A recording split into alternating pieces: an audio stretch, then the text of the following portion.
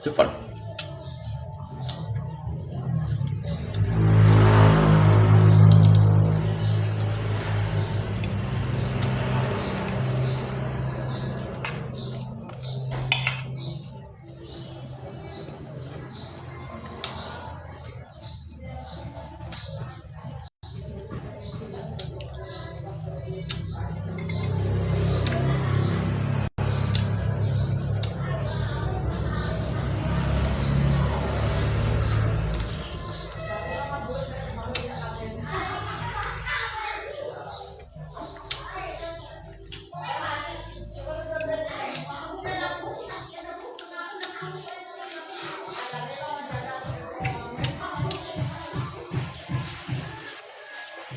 Oh, sủi à.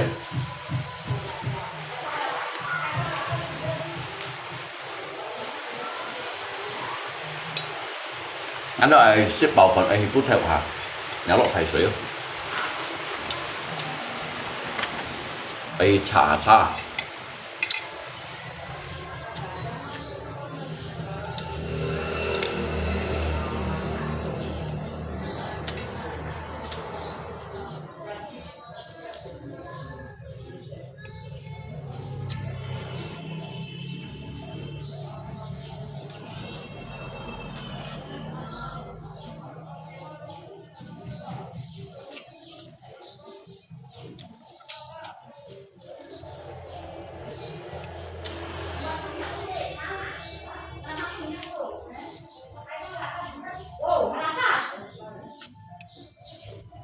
Như mà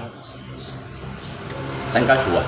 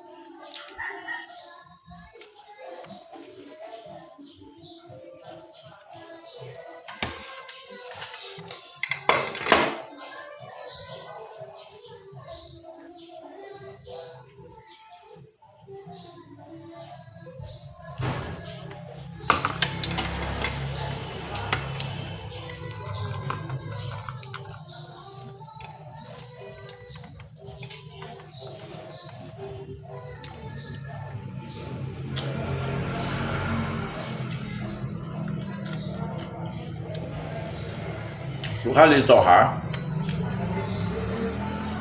Với hiệp bút theo phải đeo thằng sai đeo coi mungkin ka to ka ang panjang dyan.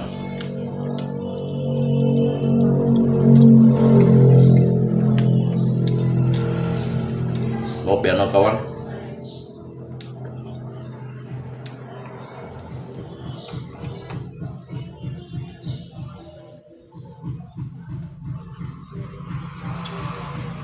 Jadi kata lok jengkang kawan bengkel ya. Kita udah jika kita tolong ya. Jadi kita cim sop dulu ya.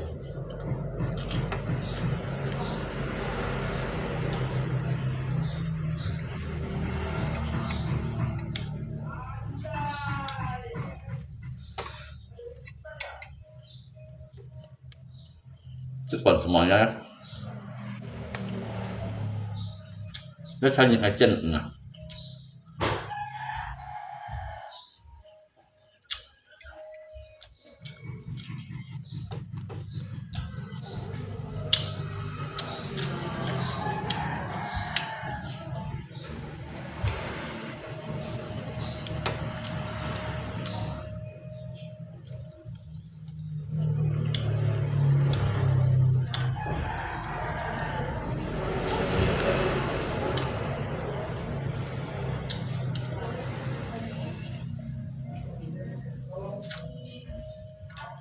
mới băng hồ tỉnh nó sẽ chọn nó mới băng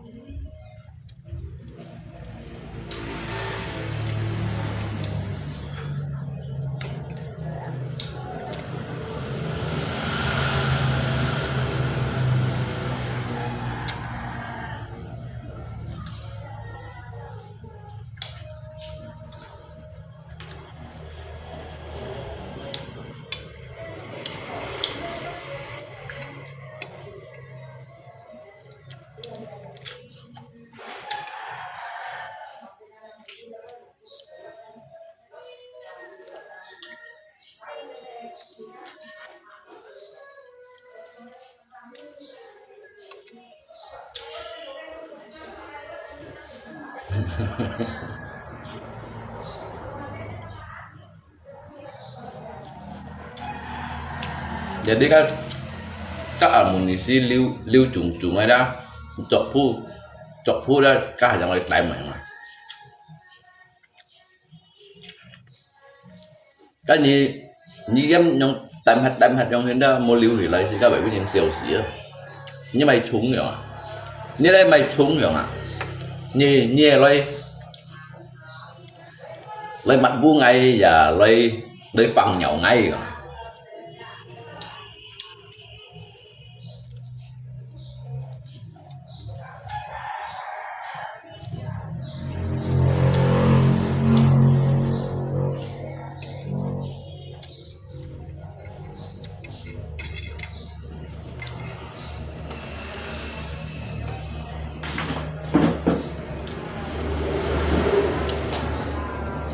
nhì chương sắm chương à đó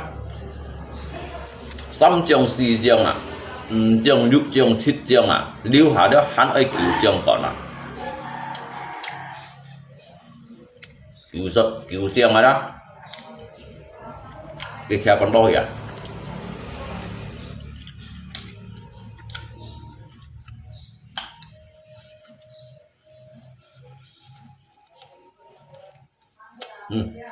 tăng cao chùa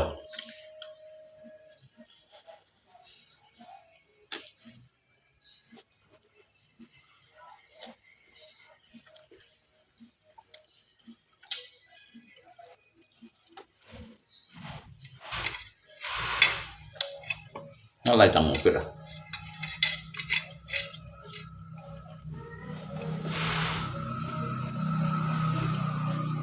xin cung ấy tầm một phía rồi rất chẳng xin cung cho xin tốt tổ cả thống trao số này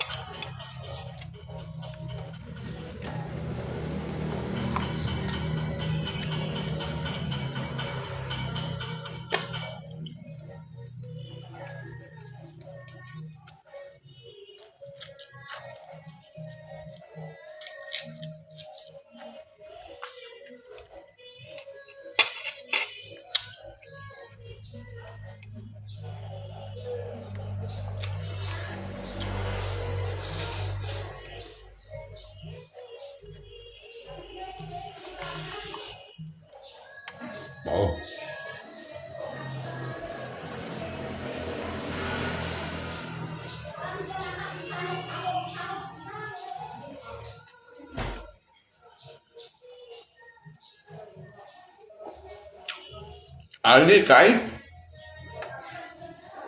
như dòng ai chó như đi cái tùy thầy gỡ thầy á cái tùy thầy đó cho lấy sự chỉ cũng ăn thầy à cái điều ấy cái chỉ cái số lần mình tập theo à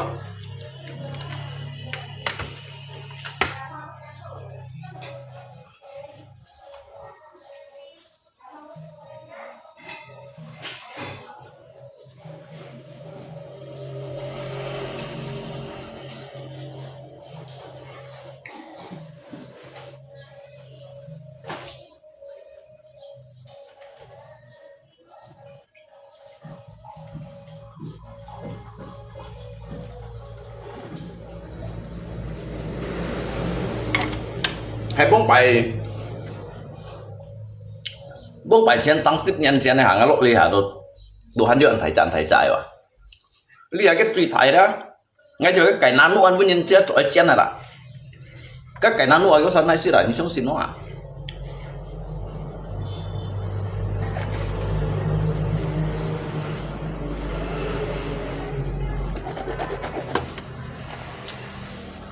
đèo bắn giết à các cái nán nuôi kéo sao khỏi đi này xí à các cái mua còn bộ phi à cái may dịch bao hầm chói cam chói to các sủi chùa cuốn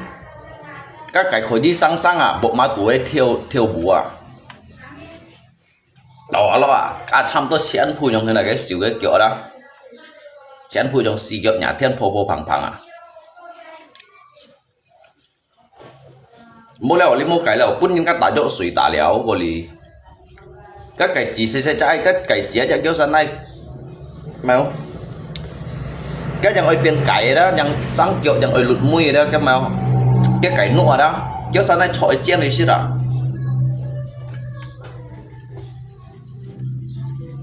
ở lì nhén nhà hạ sĩ à cái xịt tung xí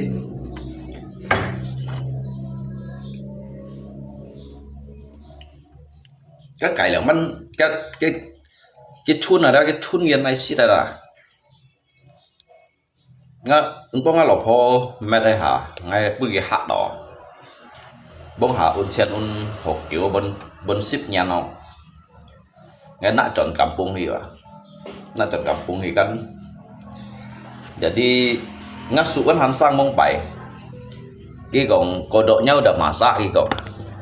nong yang makanlah kodoknya yang udah masak ya ngay thôi à bên chân ngay chiều các bố bắt coi bê xiang hay là ngay chiều ngay nhìn đó hay cùng bị than này đó ngay chiều than kẻ ship mày tận trận à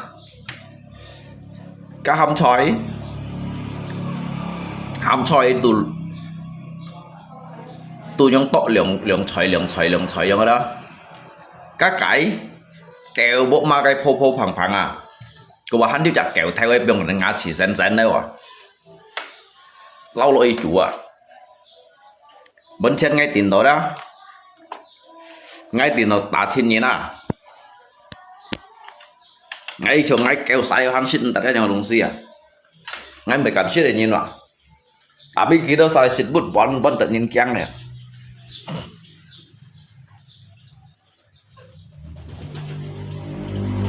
tapi kita sit dosin osit dan yang jika nan kaido na yo akan sitkan yo jika ba mau sitkan hay yang you nak lấy bộ cái phi ở đâu này thông tủ gì cũng bị cho mày các cái theo náp yang lo chơi kili kala nhà mà lo dầu khó lo yang à cái chơi tuổi à cái sao đây à bị bảo đây à bị lị bà la các chơi hồ sĩ đều cái gì mấy cái đồ này mẹ đeo mèo này bỏng mẹ đeo là lâu le thì muốn hi chúa lâu le thì muốn hi chúa đó gặp phi gặp mấy đó chìm thèm cái gì enak yang paling enak ya cuy hoshit ya mai dong sih mau ăn hoshit đó saya cắt cuy hoshit ya mau ke kebun aja pakai kemeja mau ngay hi selesai hi put theo selesai jadi yuk thong cho những người mèo thì lúc ấy này phân teo coi cái xin ngắp hình dù hàng ngày thì cho đến thời gian buộc khác đi trò độ hả ya biasanya yang tong như mấy thế jin begitu pada sejatinya lelaki itu tentunya pasti dia itu